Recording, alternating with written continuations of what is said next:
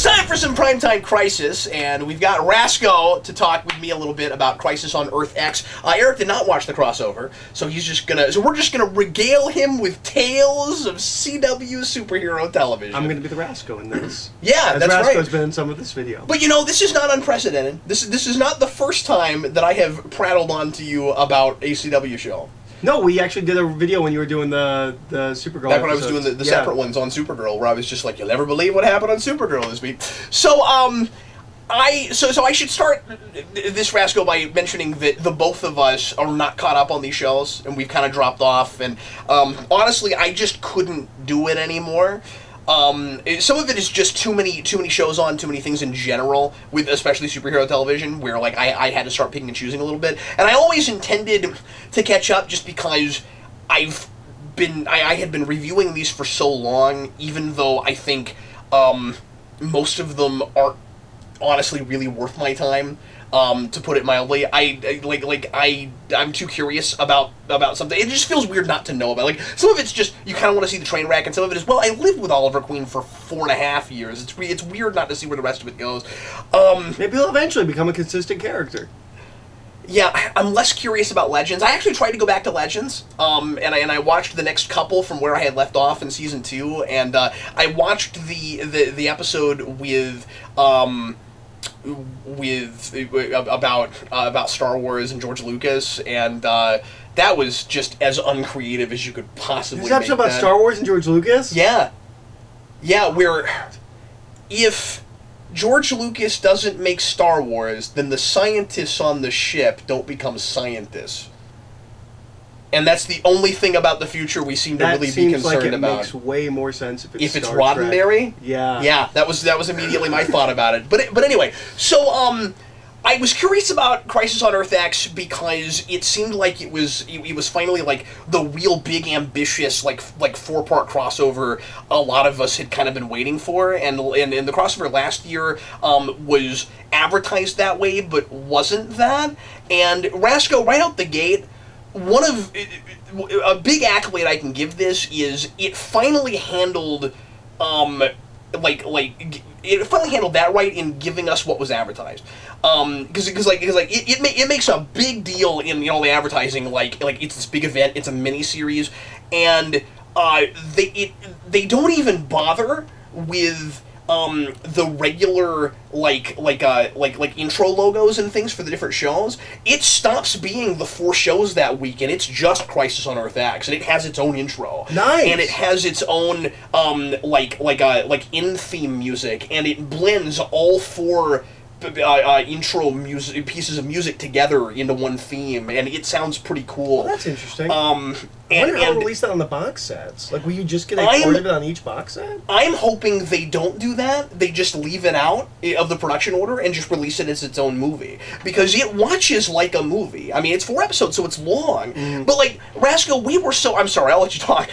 We were so irritated last year that they made us think we needed to watch Supergirl, and then that episode was not even part of the crossover.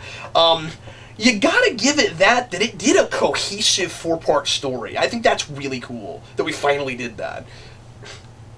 That was what made this feel kind of like an Avengers type of thing.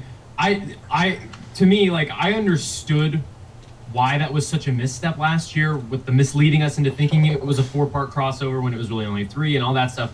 But seeing it done right really makes me look back at last year's and go, oh, it was so obvious that this was the right way to go about doing it, because it wasn't like every episode was trying to be a part of a crossover and an episode from that show. Like, that was the biggest problem last year. Arrow's episode is one of the worst episodes, like last year's. Yeah. It's one of the worst episodes I've ever seen of, like, anything, specifically Arrow for sure, though.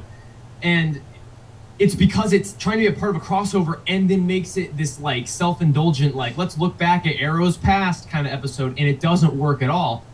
They get rid of that completely in this, where, like, the first episode feels the most Flash-centric, and that, obviously that's like the slot of Supergirl. But that episode, if anything, felt the most Flash-focused, not like it was a Flash episode, but just they weren't thinking about it in terms of this episode needs to be through the lens of Supergirl. this episode needs to be through the lens of Flash and this episode needs to be through the lens of Arrow.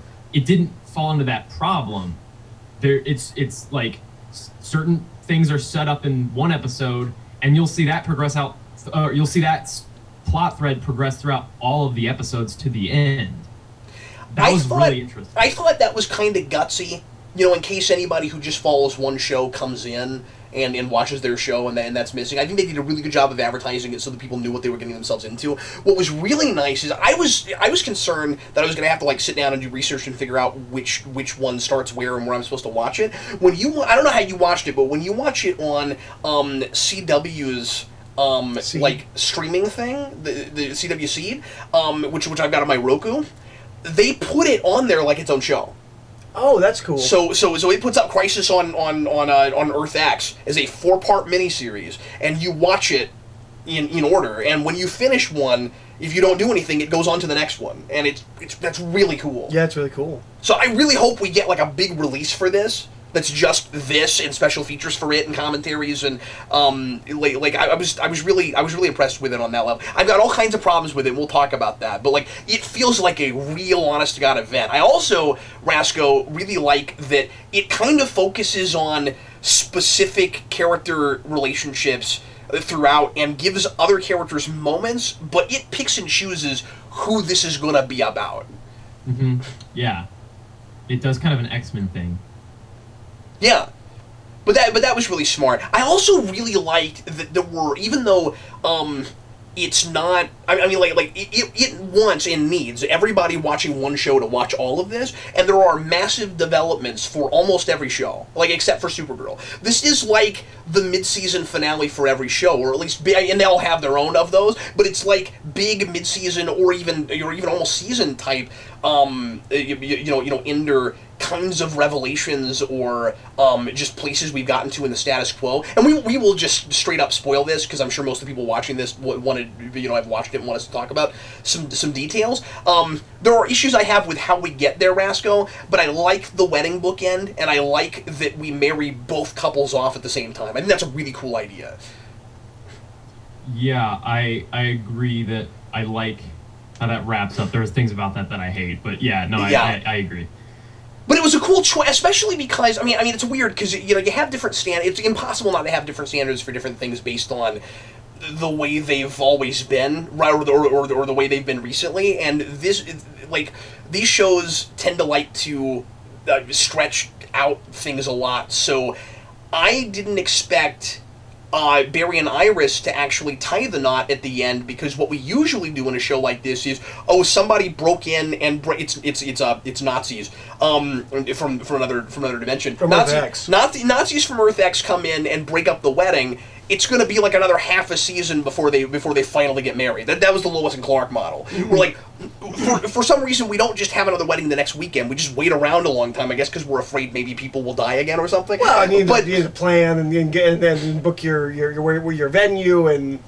That's true, but what was cool about this is they said, we're not going to deal with all that. We're just going to go to Justice of the Peace, or at least that's what they say. And they just bring in Diggle at the end, who's already ordained, which was easy and goofy and whatever. But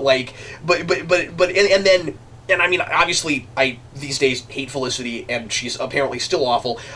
Again, I've not been following the shows, so I dropped off middle last season for both Arrow and Flash. I've watched the first 3 episodes of Supergirl this year, and I had all last season. And Legends, I'm also, middle last year. So, just so folks know, that's where I'm at with these. But the nice thing is, if you are familiar with these shows at all, and you were invested when they were better, it's really easy to just jump in and watch. I wasn't lost. I didn't have any trouble with it. Yeah, it kind of felt like if I had watched Avengers: Age of Ultron without watching any other MCU films, or maybe 1 or 2, you're you don't know exactly where everything's picking up and where it's kind of going to, but there's enough there to where there's no reason why you can't just jump into this being just casually familiar with certain parts of the CW universe so far. Yeah, and it caught me up to speed on some things that where it made me kind of want to just pick up from here and maybe look at some of these shows. Mm-hmm. I'm curious about some things that Flash is doing. I'm curious about some things that Arrow's doing. after watching this, and that's really cool. So I mean, like, that's what an event like this should do, is you get people who are, because I think there are people that will watch this who don't usually watch these shows just because it looked like such a big fun event, and a lot of people are comparing it to Justice League, and to get that fix, like, it's not smart storytelling, but I get why people are comparing them. No, yeah. If it means anything, like, I know a lot of people that watch all of the CW shows still, and like a lot of people that are into this, they're really excited, and then, like, I've seen tons of people talking about this on social media. Like, it's a big deal to a lot of people, and I kind of understand where they're coming from, because I think that, you know, despite the quality of the storytelling, it is still really cool. Like, this is the first time. It's just cool to see this all come together, you know? Like, it's been a bumpy road to get here, but just having the CW have 4 shows and be willing and ambitious enough to cross them over like this. Well, the scheduling is a nightmare. I mean, just being able to put all this together, is like, it's Days of Future Past all over again, but in a giant, you know, TV world. Can I interject slightly negatively for a moment? Yeah. Oh, we'll get to negatives here in a second. What I think takes away from everything you were saying is they screwed it up 3 times before. Like, I not being invested in this, I have a hard time feeling like, yes, finally, because you screwed it up when it was just 2 characters. You screwed up last year. So, okay. So I don't fully agree with you, and you didn't watch those. Yeah, I watched the Arrow Flash crossover, and yeah, I mean, like, even if those had all been handled better and because they weren't trying to do what this is, it's not fair to say those should have always been what this is trying to do. Okay. This is like this is a real, like we said, I don't mean to overuse this word, but it's a really ambitious, hard, super crazy hard thing to try to pull off. Okay. Where you've got one big story between 4 TV shows. But that's what was expected last year when they did it last year. And that's what I expected when they didn't even do it when it was just Arrow and Flash. Yeah, the invasion thing was a problem because the Supergirl honestly shouldn't have been really a part of it, because she wasn't working in that story at all. It should have just been a 3-part crossover, and it should have been one simpler story. This is a much more complex kind of endeavor. Okay. And the problem with the first crossover was kind of, again, a little bit more in the advertising of just acting like it's one story when it's actually sort of, when it was just really, he goes here and then he goes here the next episode with nothing in between. Like, they weren't trying this. Okay, well, that's what the impression I got. Not having watched Invasion, that's the impression that I got from you talking about, was that it was attempting to be this. Yeah, I mean, Invasion is a lot closer to attempting this. I'm just saying that, like, even if those had been good, I still think this is a big deal. Okay.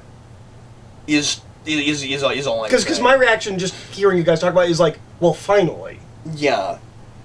Because this is what we expected just the Flash Arrow thing to be. We didn't expect it to be 2 separate episodes where one character goes somewhere. And that's ridiculous. Yeah. And when they did that, couldn't they have at least had the reason we went over there the next episode be related to the first one? Yeah, Because it wasn't, and that was preposterous.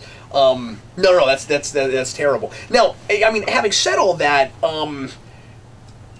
Supergirl still has somewhat of the same problem where we don't really have developments, you know, for her in her world, and she does feel somewhat tacked on, and we try to compensate for that by having a lot of the evil mythology stuff more Supergirl centered. So we have evil Supergirl, and she's married to Oliver Queen, and we'll talk about that in a second. But she's one of the big bads, and then you have Metallo, and you have Wynn as a general, which I liked a lot, and you have and I guess Alex has a character arc, which is awful. But like the only really development you have at all, it's just Alex and Sarah have a one-night stand, and she thinks she learns something about what she should do with her personal life over that, and it's rough. But anyway, you still with us, Rasco? So I would have. So I would have appreciated more actual Supergirl story stuff, since this mattered for everybody else's world a lot. And the biggest thing I think dramatically worked, and I want to get your take on this, Rasco, and you can tell me if I'm way off base. And again, some of this is standards in the floor. but I kind of liked. I really liked how Stein's death was handled. Yeah, that worked. Okay, this is my experience watching this in condensed.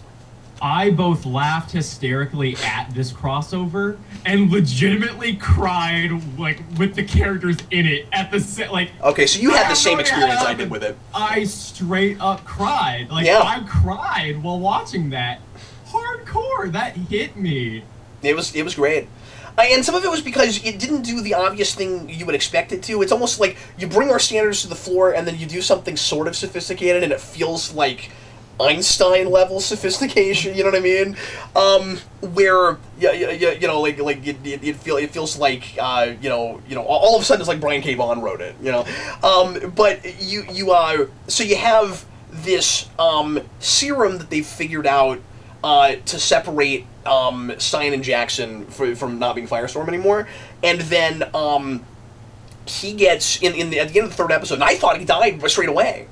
I don't know about you. I thought he died straight away, and I knew somebody was gonna die. I didn't know who it was, and he gets shot by Nazis, and he's gonna die. It's fatal, and the only thing keeping him alive is Jackson because they're connected with the Firestorm Matrix, and but because they're connected, if Stein dies, Jackson will also die, and so they So they have this really powerful scene, I thought, where Stein asks Jackson to give him the vial so that he can separate himself from the Firestorm Matrix and die so that Jackson can live, and it really worked. I mean, I you'd think that you would find some way to make that like a MacGuffin thing so that he could stay alive. If you don't know the reason they're killing him off in the first place, which is the actor is doing stage work and wants to leave now, and so when I found out that, that's part of why I thought he died at the end of the third episode, because I was like, they're looking for a way to write him out, and it was, I think, the coolest way they could have written him out. Like, I didn't think they were going to kill him, and that elevated the guy who plays Jackson's performance to a level I didn't think we'd ever see, because he, previous to this, except for in Flash, where I thought he was okay, once he got to Legends, he turned into a Power Ranger, and he was terrible, and he turns in a performance in this. Yeah, I mean, I don't know where it came from, and it shouldn't have worked, because this is the kind of acting that if you don't, it's the kind of scene where if you don't care, the acting will come across like horribly cringeworthy, real cheesy, yeah, and the scene will just be way too over emotional for in a way it hasn't earned, and it just avoided all of that somehow. Like, this is a scene with a guy who's breakdown crying, which is one of the hardest things to really sell, and it totally worked. It did. I have this all the time watching the CW where people get really they're about to cry, they're kind of breaking down, and it's literally just them doing this. Thea did this all the time on Arrow. She just breathe a lot through your teeth. And I hate that so much, and it's all over the CW. But they avoided it this episode, or they avoided it for the scene, the send-off scene. I couldn't believe that. Yeah, and they took their time with it, and they gave it the weight it needed, right? That's something you can do when you have 4 episodes like this. In a perfect world, this should be what these shows are, and they should be one show. It should be an anthology show where we check in with different people at different times. Imagine, if you will, and again, impossible, because the only way you make something like this is with 4 TV show budgets.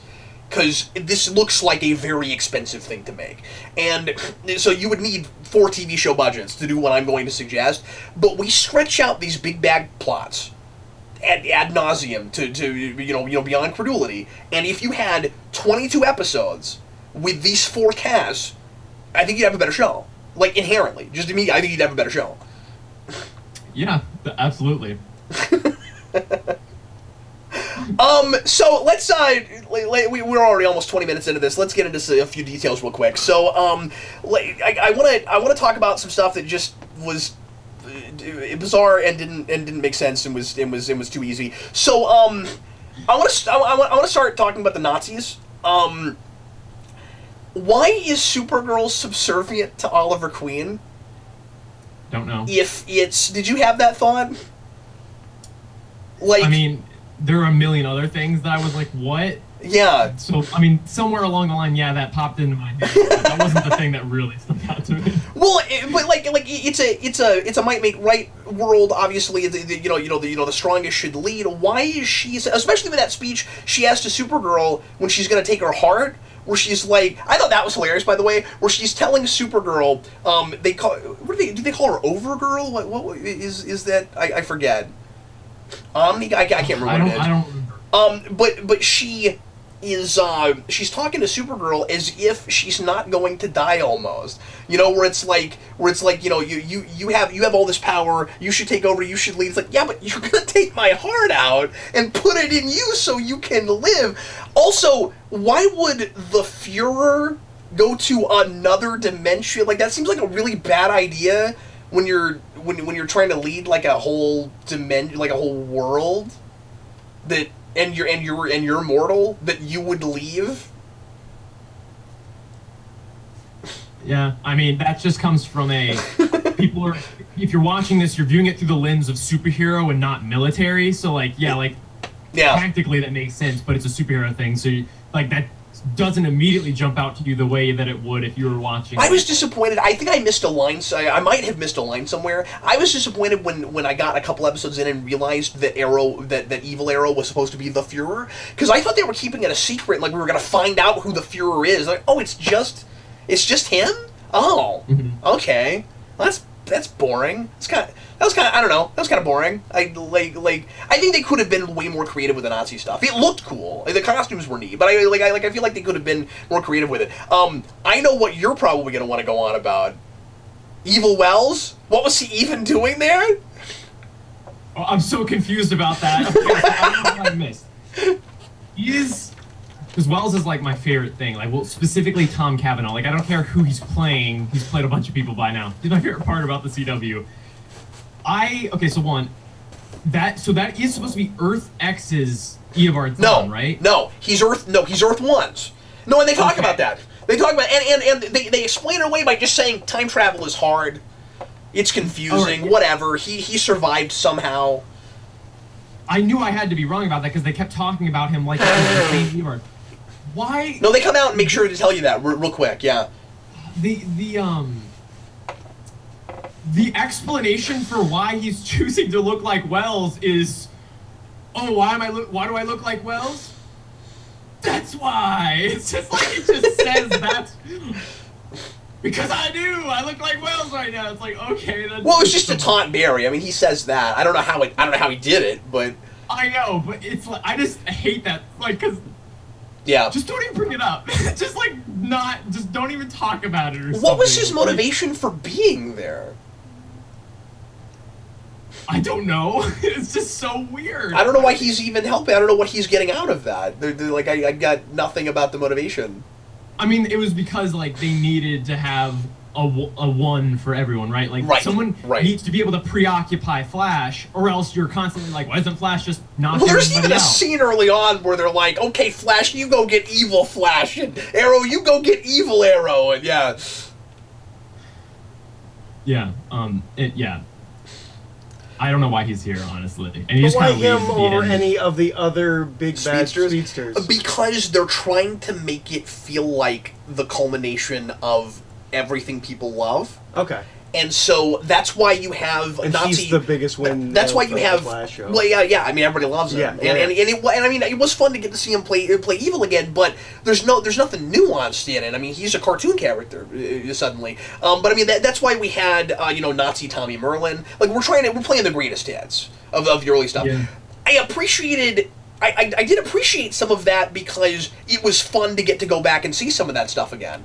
But most of it was kind of either played lip service to or just too easy that it was there. I mean, Nazi Tommy Merlin was not really a problem. That kind of worked. I sort of liked it. I was even sort of okay with him just dying right away. I think that kind of worked okay. Yeah, because I mean, because there is there's a precedent set for Nazi gets captured, cyanide capsule death. That's a thing right. that doesn't feel out of the ordinary. If it was I don't know, just any other army besides the Nazis, like maybe it would feel a little bit different. But we've seen that in things that deal with Nazis all the time. We like saw it in Captain America. The first Avenger has that scene exactly. One thing, going back to the Supergirl thing for just a second, we got a lot of, and like, a lot of what I love about this is superficial, admittedly. But I mean, I had a good time watching a lot of it. Why couldn't we have had Martian Manhunter? That's one thing I wish we had integrated. I did appreciate fixing Red Tornado. That was pretty cool. Because he notoriously had the worst costume on any of these shows, and we brought in Nazi Red Tornado and we fixed him, and he was cool. He was cool looking. And I haven't been able to see a picture of him. I looked for a picture of him, and I cannot find the picture of what he looks like now. That's all I give that is he looked cool. But I mean, like, you know, he's a robot. They could use him as a you know, machine to go fight the heroes. Yeah, it works. Rasco, the one of the biggest leaps in logic, or just like bad guys being stupid to get the ball rolling, would have been really easily fixed. I do not know why we did this. The only reason they come to Earth 1 is to get Supergirl's heart, but they pick the worst possible time. Why don't they just go to her Earth when she's there, not surrounded by a million superheroes, right? What am I missing here? Earth, and then we'll strike that Earth. Yeah, it's so weird. Why did we do that? The only person running around is Superman. We know that she's stronger than him. You guys are morons. That's true. And they could have said, well, like you know, we're not worried about these bozos. They've got Superman, but they don't. And the thing is, they could have picked between 51 other ones. Yeah. Why did it have to be her? I mean, that is weird, right? Like, did they know she was going to be in Earth 1 when they picked this dimension? They cut, like... Yeah, we were not thinking about that at all. Maybe she's there in that dimension, but they haven't discovered her yet, and she doesn't know she has superpowers or something like that. Say it again. Maybe she's in the Arrowverse, but like they haven't discovered her yet, and she doesn't know she has superpowers. Or right, but they specifically went to that wedding, and they talk. Now, maybe I'm missing something. I watched it one time, but they weren't even supposed to come and try it yet. They acted like the wedding was like a golden opportunity. Oh, weird. And they talk about it like that. And is it? I kind of felt like in the beginning, the early episodes, it seemed like they were writing something else and then they just didn't go back and change what they eventually wound up creating for the ending. So like, it felt like we do that a lot, but usually over 22 episodes. Sorry. There was a reason they went to that Earth that had that was like completely separate from Supergirl. Yeah. And that like Oliver was kind of getting too focused on like they kind of set that up that like eventually like your feelings for her might get in the way of you like doing your duty. Yeah. It kind of felt like there was going to be something else completely unrelated to Supergirl that they had to go to that planet for, or to that, you know, like it would just be convenient that Supergirl was also like they there. were going there for something else, and she was like another thing. Like Oliver was maybe telling everybody this is why we're going to this Earth, but really I'm just going there for the heart of Supergirl. But then by the end, it's like, no, that was just why they're going to that Earth. All it's to get the heart of Supergirl. Why are we acting like Victory and his feelings towards Supergirl are like at odds with each other? He has no decision to make because like struggling to there's some line in like one of the first episodes where it's like you have feelings for her that may get in the way of you doing what's like necessary. Like you might care too much about her safety. Well, if they're both intertwined, like stealing the heart of that Earth Supergirl and putting it in her, that is like the path to victory. So there is no decision that Evil Oliver has to make. It's like I don't know. They kind of set it up like I forgot about that. You're right. Initial reason why they went there, but then it is. Yeah, and that it seems like one of those just really easy villain plots. Like you just rolled a d20 and you came up with go get somebody's heart. Like it's just it's Shinzon and Picard all over again in Nemesis. Is kind of all that is.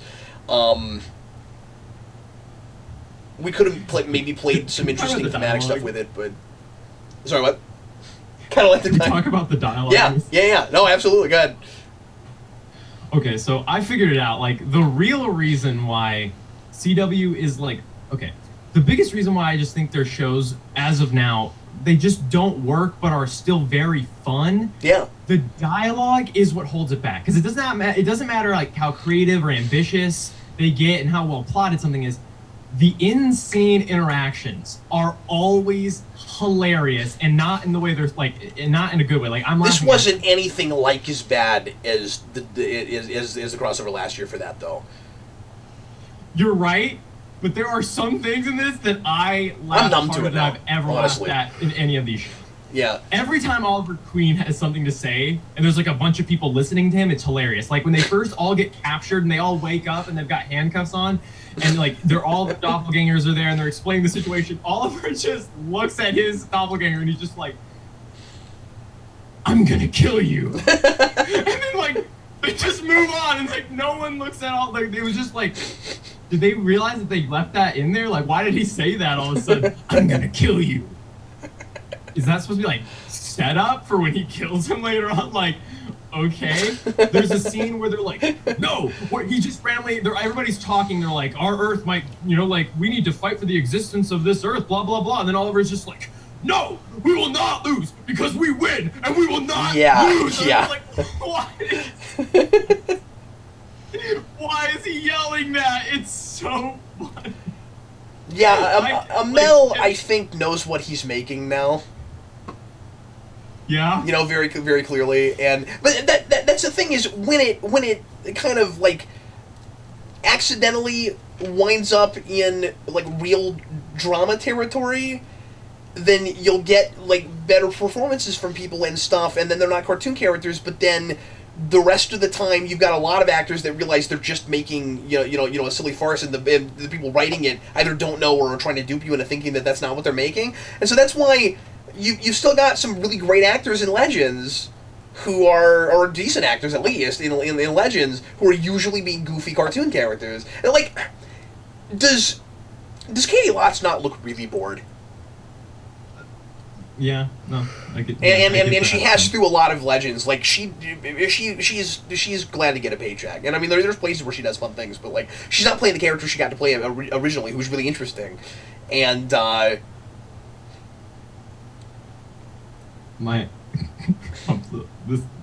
we talk about Captain Cold for a second? That was the next place I was gonna go. Yeah, go ahead.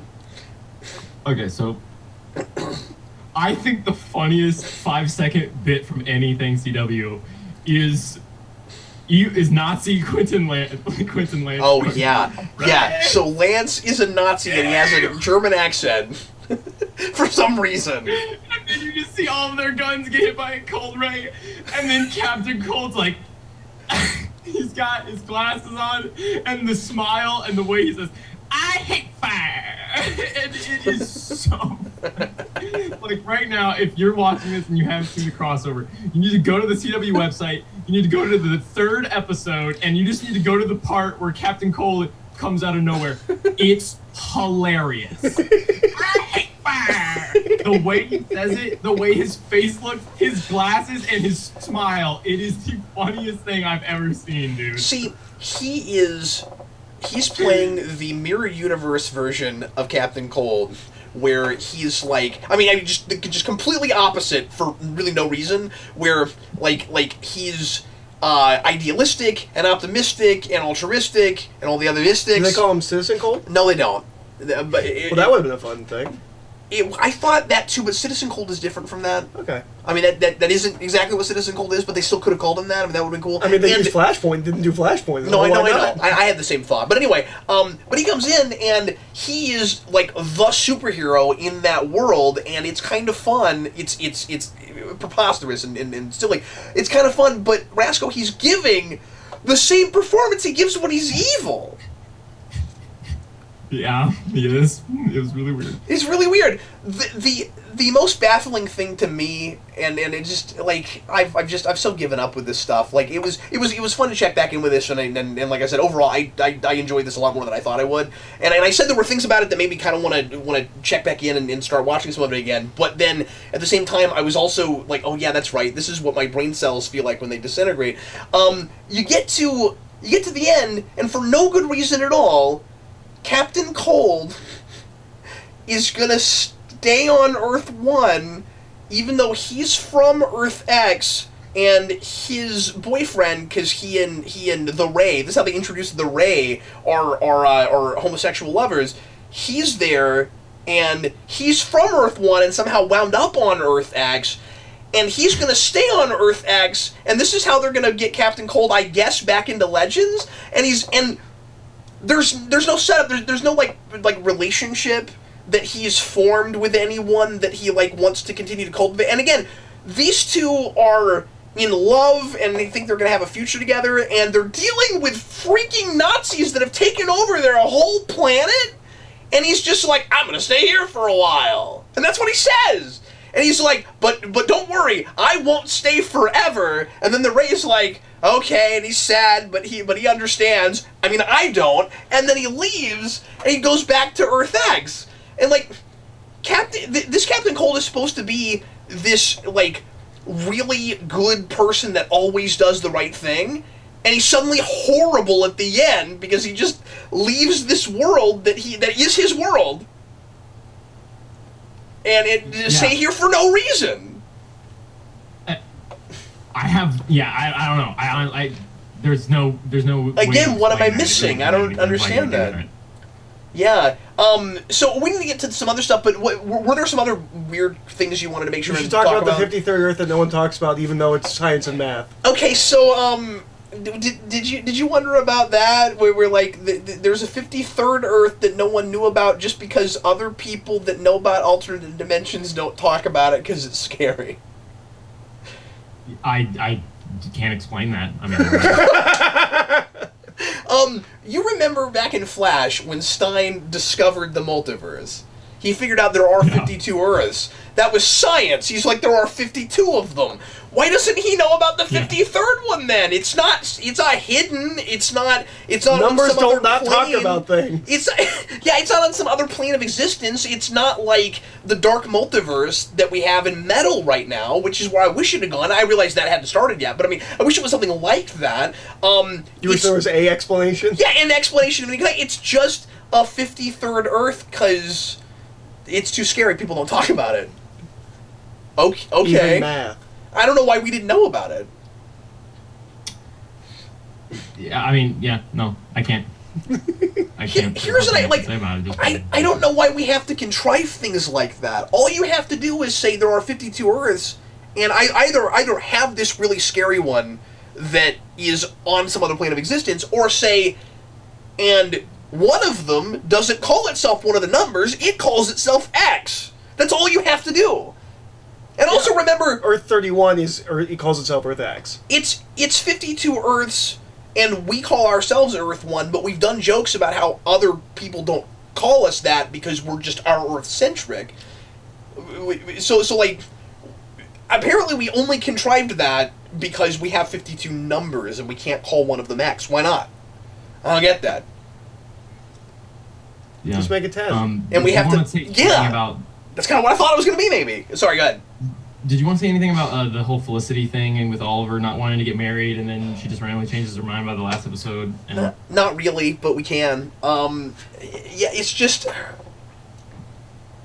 I've so written her off, and she's apparently just as obnoxious as she's always been, and they're back together, and he shouldn't want to be with her at all. So here was the thing. Because she explains it in two ways and pretends like it's the same thing. Her whole thing is, Oliver, I can't marry you, and obviously they're both too selfish in thinking too much about themselves at somebody else's wedding anyway. Where it's just sort of like, no, this is our TV show too. Where she's like, Oliver, I can't marry you because I don't believe in marriage.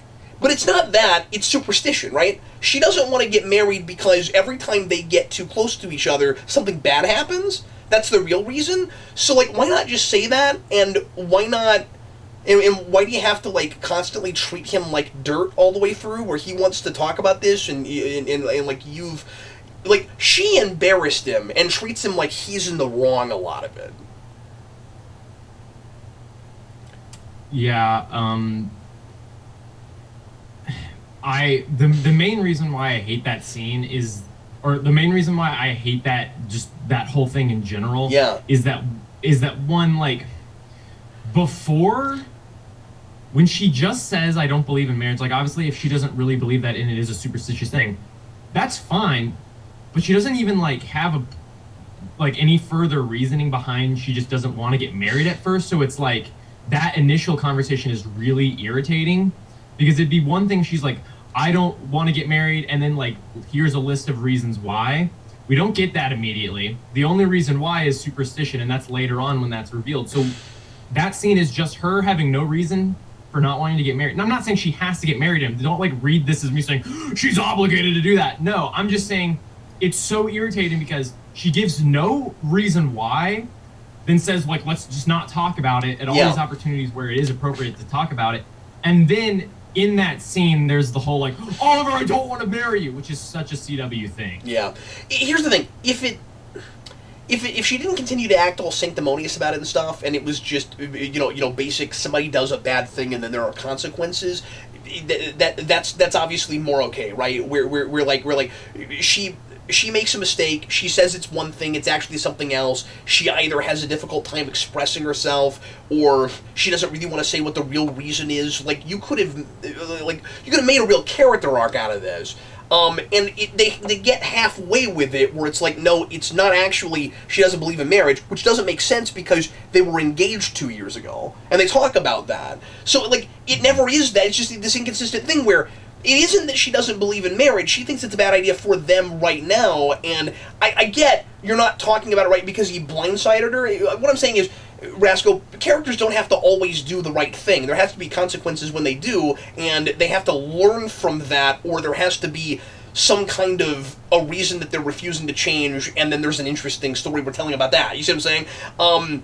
But the problem is, she remains kind of sanctimonious about it, and I don't think she ever really is I don't know. I don't think she ever owns up enough about it. And then at the end, it's just out of nowhere where she's like, okay, let's go ahead and get married right now. I wish we had gotten to that place. I think that's a cool idea. But we get to the end and she's like, no, let's go ahead and get married now. Rasco, I could see her the very next week deciding that was a bad idea. Like, she just does things impulsively. Yeah, I'd be very interested. Like, I actually think that what you just said is incredibly likely that, like, that's the next thing that's addressed on Arrow, actually. Like, that's a possibility. That was my first thought. I think it's a possibility, yeah. I mean, hopefully they don't do that, but I think it's a possibility. Anyway, we're almost 45 minutes into this. What are your final thoughts, buddy?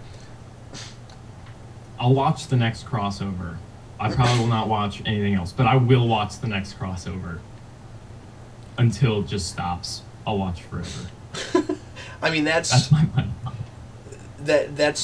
That's big praise from Rasco for these. Like, I'm sure you're really glad that you're not having to do the Flash videos anymore. Oh man, like, part of me is like, I feel like that was like a calling in life. Like, part of me feels like I owe it to Flash to stick through it. At the same time, you can only take so much of that. Yeah, that's how I feel about it. I mean, I like we haven't talked about these in a long time. I'm in that spinning my wheels place again already, where I'm like, how do I not say the same thing I've said 1,000 times about these shows? Like, they still have a lot of the same problems. But like I said, I had a really fun time while I was watching them, and was able to kind of ignore the stuff that was stupid for the fun, superficial stuff. And what I always say to people that are like, well, Cap, why can't you just enjoy it for what it is, well, it likes to have its cake and eat it too. It wants me to take it seriously, except for when it doesn't. Why can't it just be lighthearted fun and not try to be a real heavy, dark, character-driven drama? It's not good at that. It should get rid of that, or it should go somehow, if it could, go back to the days when Arrow was kind of that and did it okay. So I remain in that place with those. What it needs is, all of these shows need to be in danger of being canceled every season. Apparently. Yep. Because that makes them write better. And that makes them try harder, at least in the early days of Arrow. When they didn't think that the show was going to make it to season 2, and then into season 3, it was a better show.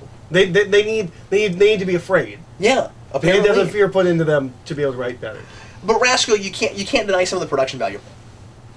Yeah, the other thing that is always really impressive, and this has been since Arrow season 1, they really go all out for the fight choreography. Yeah. Like, when people are fighting each other and like doing, you know, like amazing martial art moves, it looks good.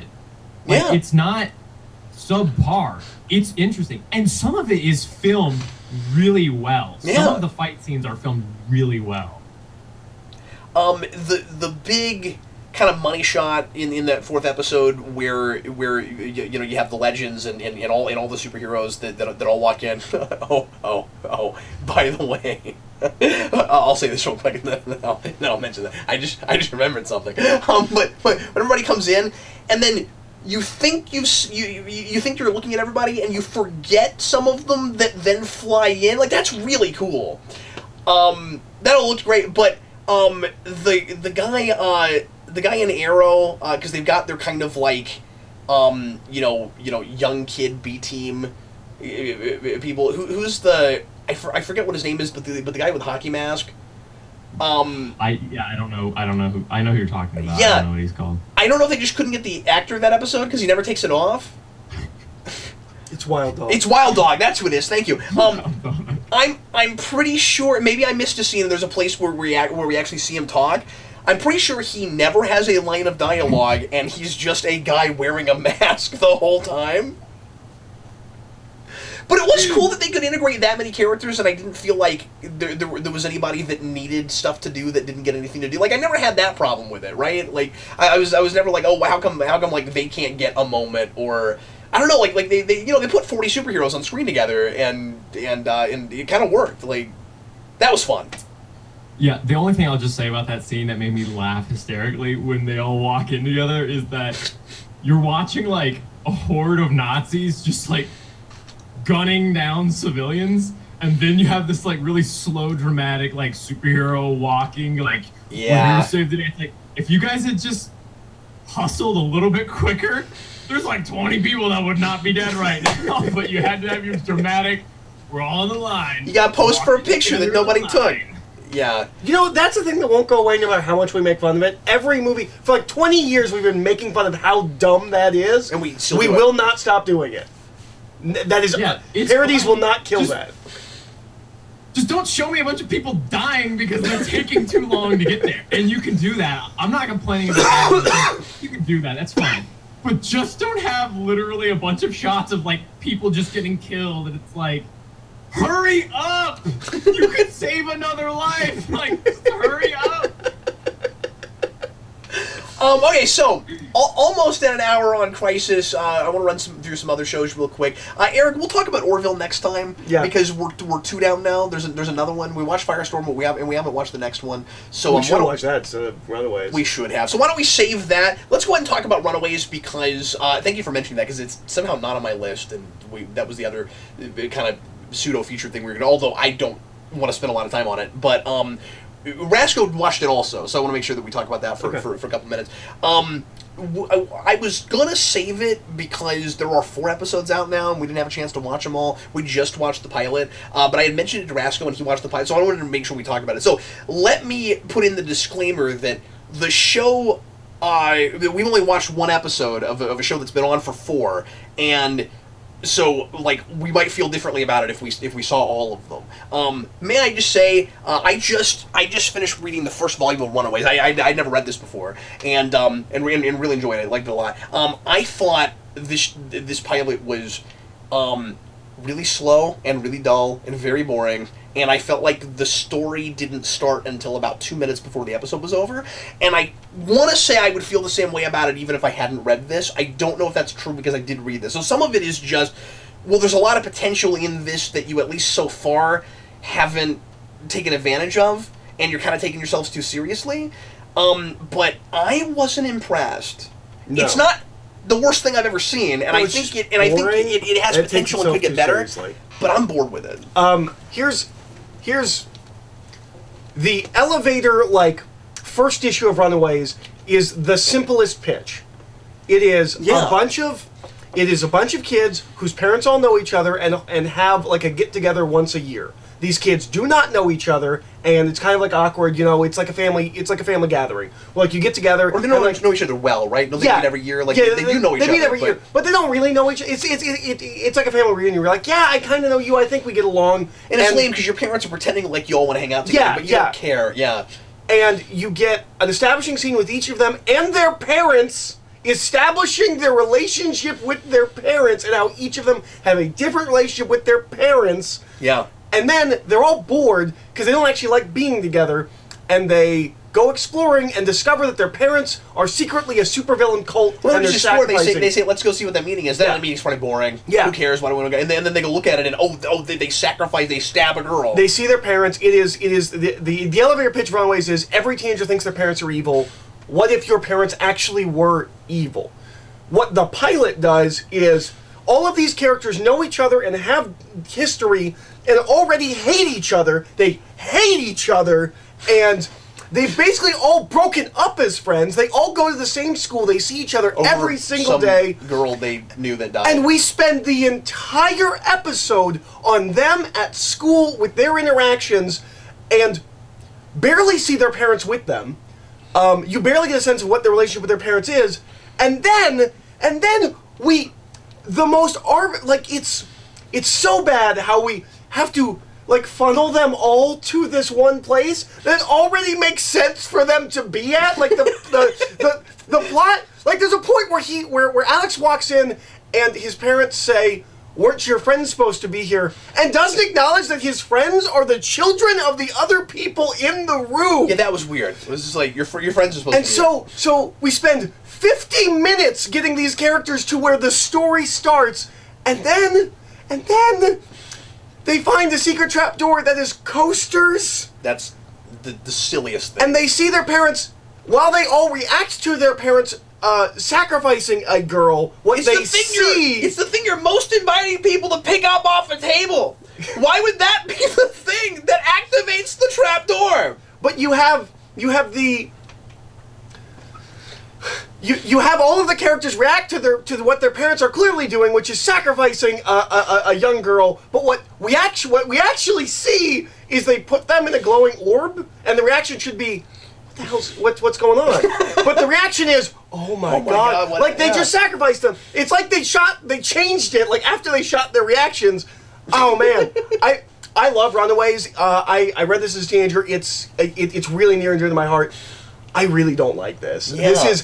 This is really, like, I don't want to say it's the worst thing ever. It's that thing that we talked about with Iron Fist where it's plugging in for formula. This is how you make dramatic television. You take forever. It's poignant because it's slow. Yeah, and it's not, and Runaways isn't slow. It's punchy and it's fast and it's fun. That's the thing is, he gets so much done in those first 5 or 6 issues. Like, it's insane. Like, how much downtime there is where we get to learn so much about these characters and in intimate details and things, and yet he's packing in so much story stuff.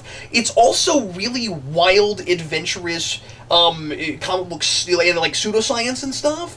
And maybe we'll get to some of that stuff in the show, but it's got like a sense of energy and fun while it's also dark and depressing. And this is not trying to find that balance. But then there were a couple of lines that reminded me of Vaughn dialogue at the end and made me go, this is the show I want, yeah. You know? And the Velociraptor did not look bad. No, the Velociraptor looked pretty good. Mostly in dark, and I don't know why she sees it then, but never before. Yeah. Yeah, that was weird. Anyway. What did you think, Rasco? What did you think of this, man? I'll be honest, I really did not like this at all. And I laughed at quite a bit of it. It's probably like a holdover from the CW. I don't know if I would have laughed as much if I wasn't like watching all the CW stuff before, but oh my god. Okay, there was like some no effort scenes in this. Like they were just I don't know how you like actually write some of the scenes that are in this having put just your mind to it at all. Like zero brain effort. The scene where the more like jockey guy goes down and his dad's like, "I heard you got a C." And then he just slams his hand and he's like, "If you were really afraid, you'd have an A."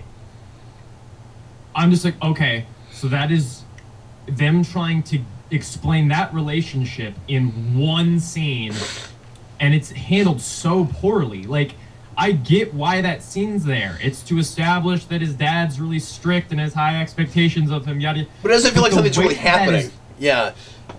Ridiculous. That scene is ridiculous. How are you not, like, how are you not supposed to laugh? I'm sorry, but, like, how are you not supposed to laugh at that scene? To me, that was so funny and over the top. I just don't think there's any, and because of something that there's no sense of like tension or suspense or anything, because we kind of right away go, look how creepy and scary and evil these people are, and they should feel, the parents should feel normal.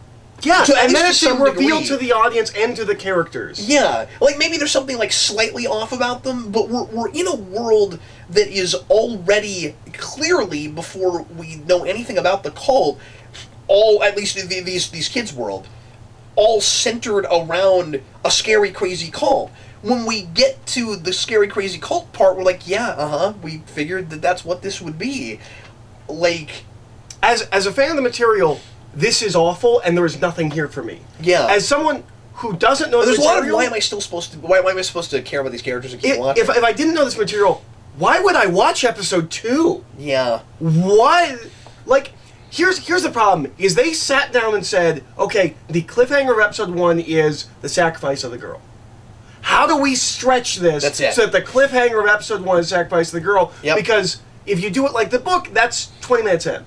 And then you have to make more of your episodes. Which is why this should have been a miniseries in the first place. This should have been a miniseries. But I still think you could have done that more competently. Yeah. No, I agree.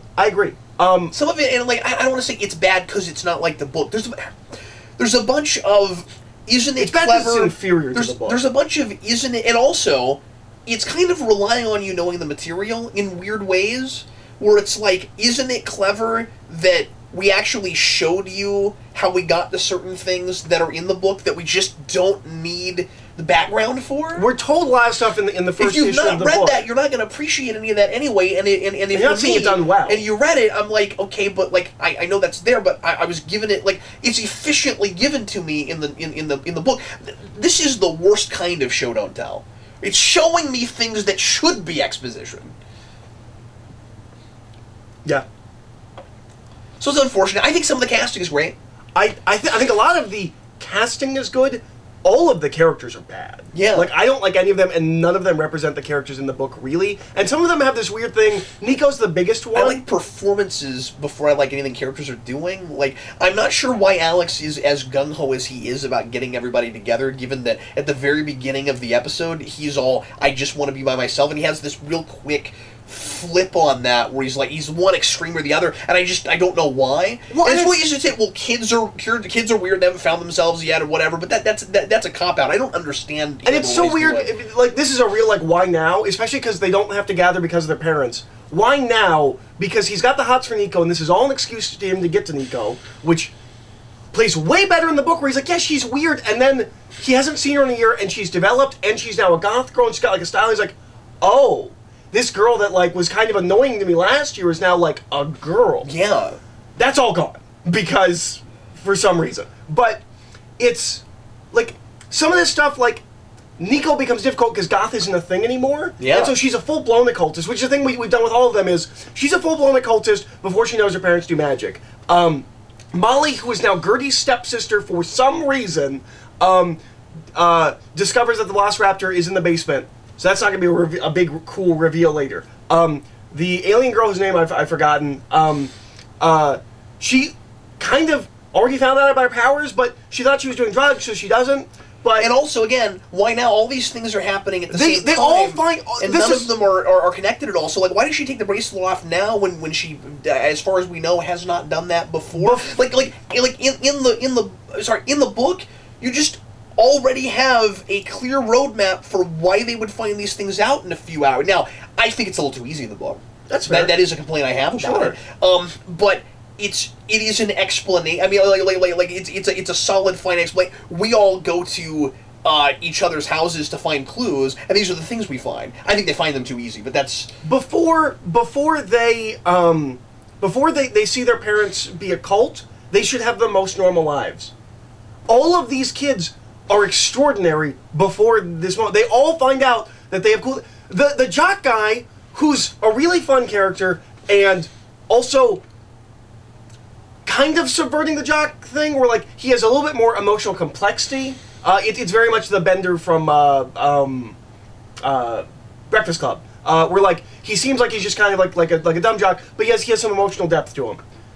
Here, he's the dumb jock who isn't dumb and just doesn't apply himself. That's a completely different character. He gets these cool like gauntlets that his dad made. We see him designing them in the first episode. Like it's a different thing.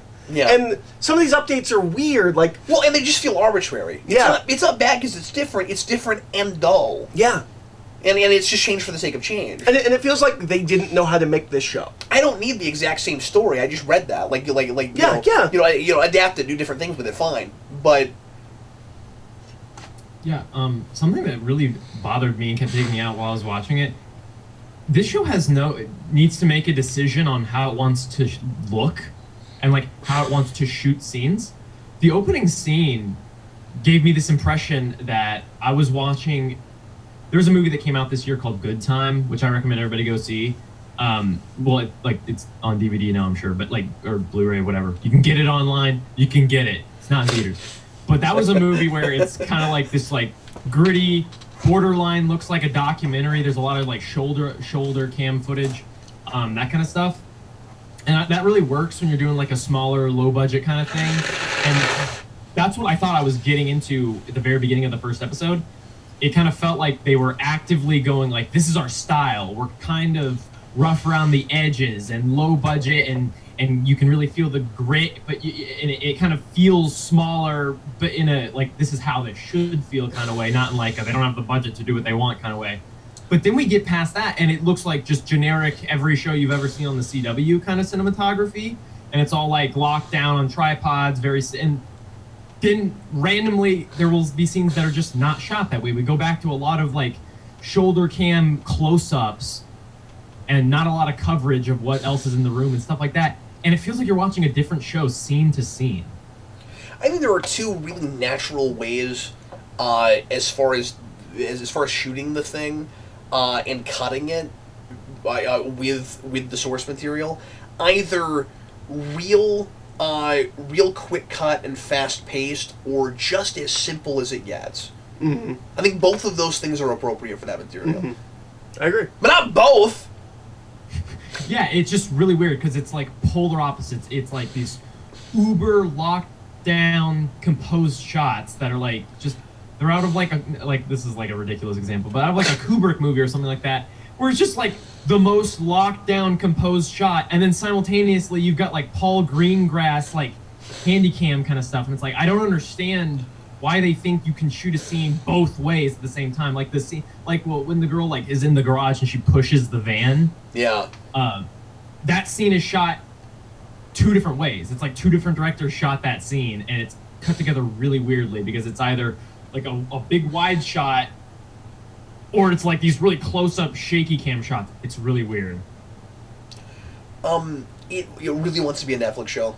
It really wants to be a Netflix show, and that's really unfortunate because it really had the potential to be its own thing and go its own way and be its own kind of show, and just maybe set a new precedent, because this is the first Marvel TV show, and I didn't even realize it was MCU until we started watching it. And you still can't tell from the pilot. You can't tell, but like, it's the first MCU thing on television that we've had that's not Netflix or ABC, and as far as I know, I think. Yeah, as far as I know. And it would have been really cool to carve out, a new kind of tone for that. Yeah, because what you had, I think, with this is the potential to almost redo Agents of S.H.I.E.L.D., where it's like, let's make the show that everyone thought they were going to get. And they didn't. They were just... But it's also in a different genre. It's this teen drama thing, and we haven't done that yet. But I just mean like the fun kind of poppy kind of a... Right. But I'm saying that's appropriate for this material. Yeah. And instead what we got was, it seems like... I feel like the script for this was written, head craned, while marathoning all of the Netflix Marvel shows. That's funny. Like, it's trying so hard to be those... And it doesn't suit the material. It's not that kind of thing. It should feel like Spider-Man Homecoming. It should be big supernatural craziness, but scarier. Yeah. But darker. Yeah. it should be John Hughes meets kind of Hellboy. I don't know, like something like the big supernatural craziness. Yeah, these kids, I don't think, and like, I said this while we were watching it, I don't know if part of it isn't, I don't understand entertainment made for that age group in this day and age. Am I just getting older? Is that part of the problem? Like I wouldn't think when I was a teenager that I would find any of these characters very relatable, like I dare I say sometimes did in Smallville, and definitely did with Buffy, although that was a little bit later, but it was still just after my teenage years when I watched that. Where to your point earlier, they're finding out they're special too quickly, so they don't get to be normal kids, and so they all have these like really weird lives that you can't grab it onto. It doesn't seem relatable at all, and they're also not reacting in very natural or organic ways. I don't think like it's just a lot of it just feels angsty. There are flashes of what I think the show could be, here and there. But I don't know that like a teenager would find the show especially relatable. Well, I'm saying that based on a pilot. I can tell you, my mom asked me about it because she watched it, and she said that my brother hated it, and he's 16, 17, 16. Yeah. And so that's one perspective of someone that age. It's really anecdotal, but yeah. Needs Whedon. Yeah. Needs somebody like that. Yeah, or Brian K. Vaughan. He works in TV sometimes. Yeah, I don't know. I don't really want to be that much. Like, I don't have anything else to say that's not going to be really negative. I don't want to just trash it. Because it's not offensively bad. It's just boring. I just didn't feel and like it was squanders worth my all time. of the potential, I think, from the source material. Yeah.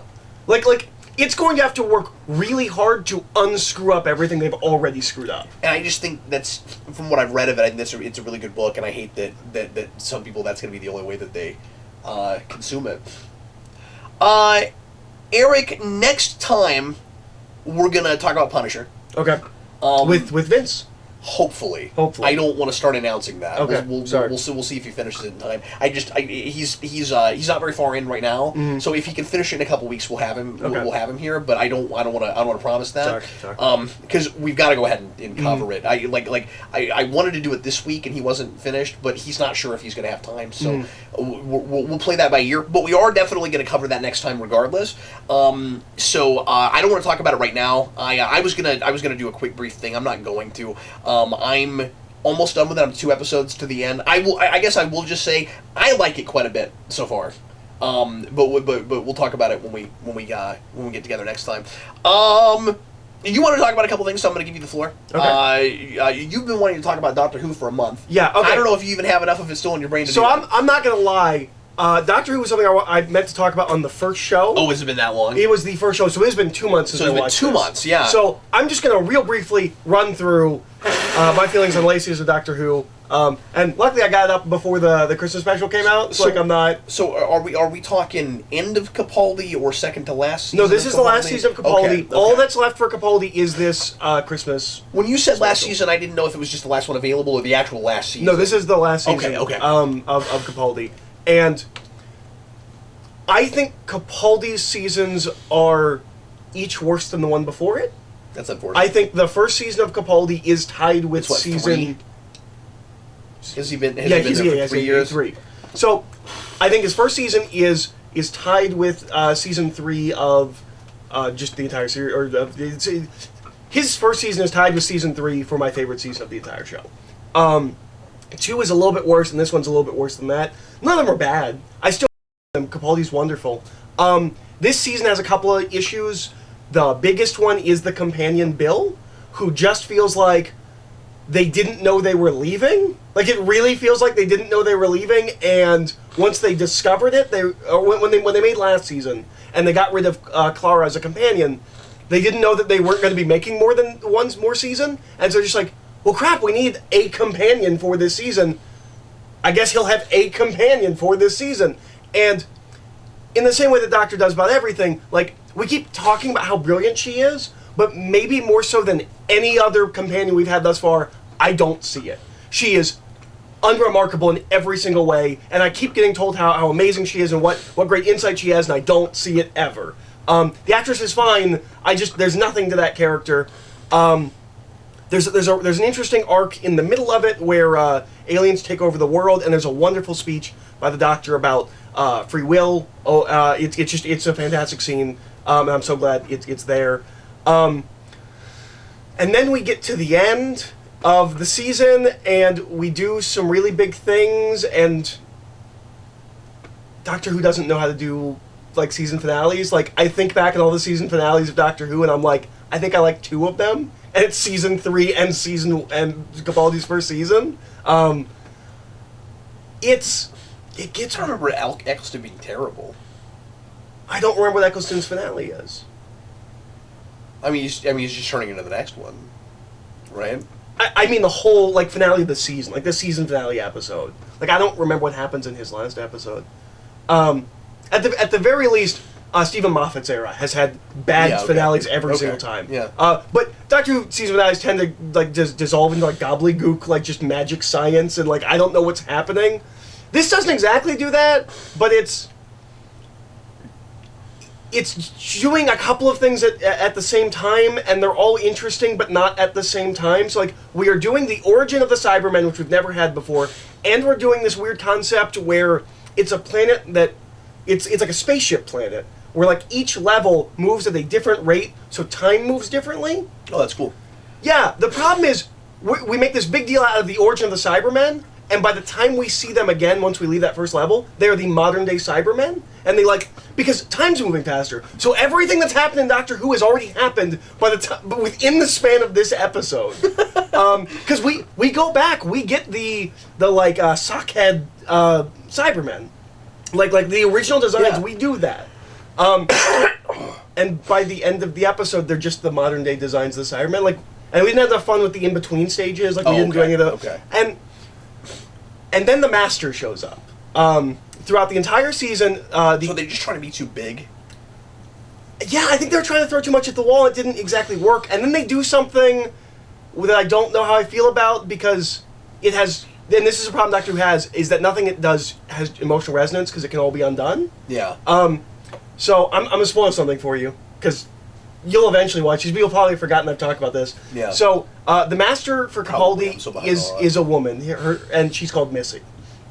And the arc of this season is he is rehabilitating her, and then they go to this planet, and Tennant's Master is there. And oh, weird. Yeah. And they murder each other.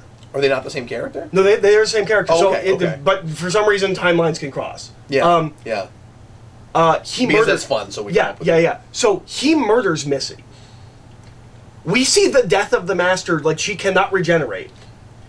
And, like, I want that to be emotional and impactful, and I want to be like, oh my god, like, they did it. Like, they killed the Master. The problem is, they're too smart about it. They never specifically say that he regenerates into her, so there could be infinite number of regenerations between the two. The only thing we get is she remembers being him, and she liked being him. Yeah. I'm like... There's an out immediately. Yeah, I'm like, it's cool that you gave, like, an end to the circle, but I don't believe that you're never going to go back to this well. Yeah. And so, like, I'm thinking about that while I'm watching it. It's taking me out of it. Yeah. He's great. He's what he always should have been as the Master. He gets to play a real classic, over-the-top Master in a way that he didn't during the Tennant era. That's cool. They're wonderful together. It's an okay season. It's his weakest season thus far, I think. But I enjoyed it. And I'll also just talk about the Librarians briefly, because I watched the first 2 episodes of a TV show called The Librarians, which is a sequel to a trilogy of TV movies. What? Yeah, it's a sequel to a trilogy of TV movies. I didn't know that. Yeah, so I was always aware of this show, or of this movie series called The Librarian, which I always thought was library propaganda movies. Or like it was like Christian film level production. I love that as a thing that exists. Like, I thought it was like, I would like to write one. I thought it was like Christian film level production that was masquerading as Indiana Jones Adventure, that was all a backdoor way to tell you to go to the library. That's what I thought they were, and they're not that. Apparently they're like, it's like Doctor Who meets Indiana Jones. Like, that's... It's like that show that's on right now that's trying to make you like the post office. What? Is there a show like that? Yeah, John Oliver talked about it. I Okay. haven't seen it, Okay. but it looks hilarious. The Librarians is everything that I want the CW shows to be. It is light, fun, adventure that does not take itself too seriously, but isn't so light and fun that you can't, enjoy it. Like, it's not a particularly thoughtful piece, but it's not dumb. It's also one of the few shows I'm aware of that is legitimately 100% a family show. You could show this to your kids, you don't have to worry about it. It's just kind of fun, frivolous adventure. It's like Indiana Jones with more magic. The main character of the films, I don't know what his name is, he's the librarian. He's in this. I kind of want to go back and watch those films and see if he's giving the same performance, because if I'm willing to bet he doesn't, because he's playing the doctor. He is just playing the doctor. And if he's been playing it the whole way, that's fine. Yeah. But I get the feeling that he probably played a little bit more straight and he's going a little bit goofier. They're also bigger. probably thinking they can do whatever they want because most people watching it aren't going to be aware that there was material before it. Yeah, that's true. That's true. It stars Rebecca Romaine. Oh, really? The villain of the season. Really? Yes. Oh, cool. The Is villain she good? She's okay. Okay. Not as good as I've seen her before. I always had this opinion of her where I'm like, I think she's a really good actress that doesn't get enough work. She's okay. It's got is it Lindsay or Leslie? I can never remember from Angel. Lindsay. It's got Lindsay from Angel with the weirdest haircut, and he's gotten even bigger, and it's weird. I totally thought you were going to say he got even more tattoos than he had in Angel. That's not what I thought you were going to say. No, but he's like tattoos. That guy had some weird tattoos. Bigger, and it's and Matt Frewer is the villain for the first season. Which is the reason I like to watch it. Yeah. I recommend it as just like a fun, turn your brain off, just adventure thing. It's enjoyable. The only reason I checked it out is because it's show run by John Rogers, who's a writer I'm a big fan of. He wrote the Dungeons & Dragons comic. That's the greatest fantasy comic ever written, as far as I'm concerned. What was that? I don't know. Did you guys hear that? Yeah. I heard it.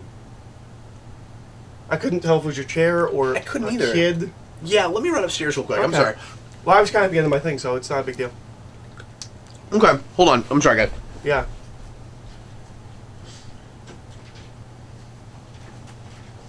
That was weird. It's a goblin. Ghosts and goblins. Ghosts and gerbillions.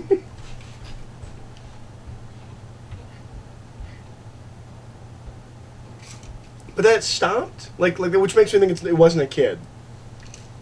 Yeah. It might have been the chair. It really might have been the chair. But it didn't sound like it came from right there. And I'm not in the room, so I don't know. No, Directional sound waves. it might have been like a pipe or something. I don't know. It was really weird. Daredevil would have known what it was. Yeah. Came from where? Yeah. Easily.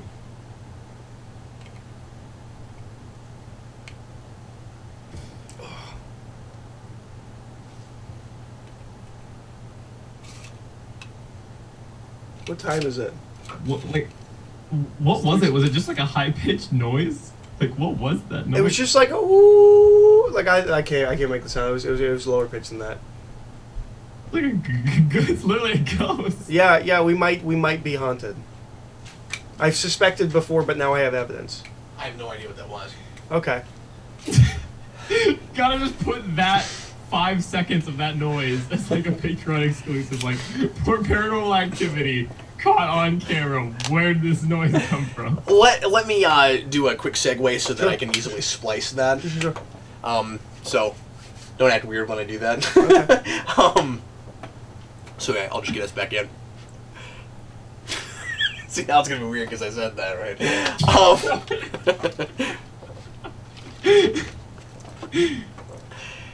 But yeah, I don't think there's enough stuff on right now like what you're describing. Mm-hmm. So I should watch The one caveat I will give is that it's on TNT, and it looks like it's on TNT. This does not look as good as the CW shows. It looks cheap. We're lucky the Titan show didn't end up being on TNT like it was supposed to, right? That's true. Having watched this, yeah. Yeah. But it's fun. While you might not enjoy it, Sarah would enjoy it with the kids, I think. It is that it's kind of... Well, I'll try it for Ferber. Yeah, I love Matt Ferber. It's a more magical Indiana Jones. His job is that he collects the magic relics. and things like that. We had this conversation the other day where I was like, somebody really should give Matt Frewer his own TV show, and Eric was like, they did that already. And you should didn't have watch it. You never watched it. It's the only thing he's known for. Like, really. Yeah. No, that's what everyone else Max knows him Headroom, as. He's Max Headroom. Well, anyway, that's going to do it for us for Primetime Rice. We had a couple of other things we were going to cover that we'll probably tackle on next time because Rasco and I took so long talking about Crisis on Earth X, and we appreciate you watching. Thanks for doing that. If you're just watching the this show by itself.